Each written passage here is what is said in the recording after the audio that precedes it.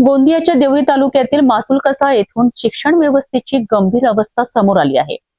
जिल्हा परिषद प्राथमिक शाळेची इमारत धोकादायक बनली असून वर्गखोल्यांच्या स्लॅबचे पोपडे निघत आहेत।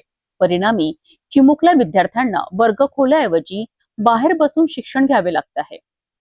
एखादी दुर्घटना घडण्याची प्रशासन वाट पाहत आहेत का, असा संतप्त सवाल आता पालक आणि ग्रामस्थांकडून विचारला जात आहे। बघूया हा विशेष रिपोर्ट। गोंदिया जिल्ह्यातील देवरी तालुक्यात असलेल्या मासुलकसा येथील जिल्हा परिषद प्राथमिक शाळेची इमारत सध्या धोकादायक अवस्थेत असल्याची गंभीर बाब समोर आली आहे।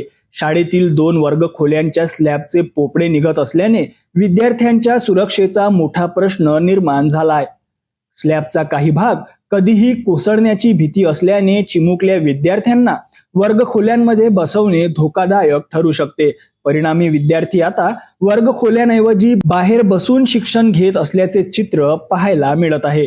एकीकडे शासन शिक्षणाचा दर्जा सुधारण्याच्या घोषणा करत असताना दुसरीकडे सुरक्षित वर्गखोलीसाठीही विद्यार्थ्यांना संघर्ष करावा लागत असल्याचा आरोप पालक आणि ग्रामस्थांकडून केला जात आहे।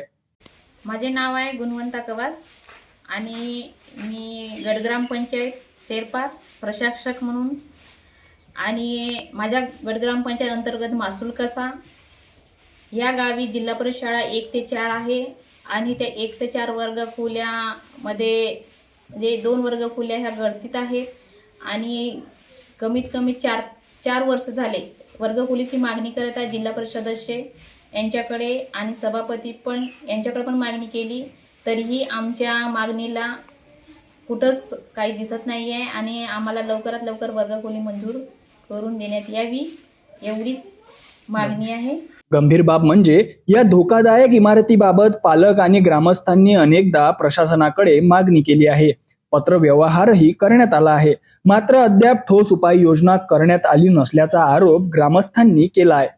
धोकादायक स्लॅब कोसळून एखादी दुर्घटना घडल्यास त्याची जबाबदारी कोण घेणार असा प्रश्न उपस्थित होत आहे। दुर्घटना घडल्यानंतर चौकशी आणि पंचनामाचा फार्स करण्यापेक्षा प्रशासनाने वेळेत जागे होऊन शाळेच्या इमारतीची दुरुस्ती किंवा पर्यायी सुरक्षित व्यवस्था करावी अशी मागणी जोर धरत आहे। Sahil Ramteke, city news, Gondia. आज चिमुकले वर्गाबाहेर बसून शिक्षण घेत आहेत कारण त्यांच्या वर्गखोल्यांचा स्लॅब धोकादायक बनला आहे।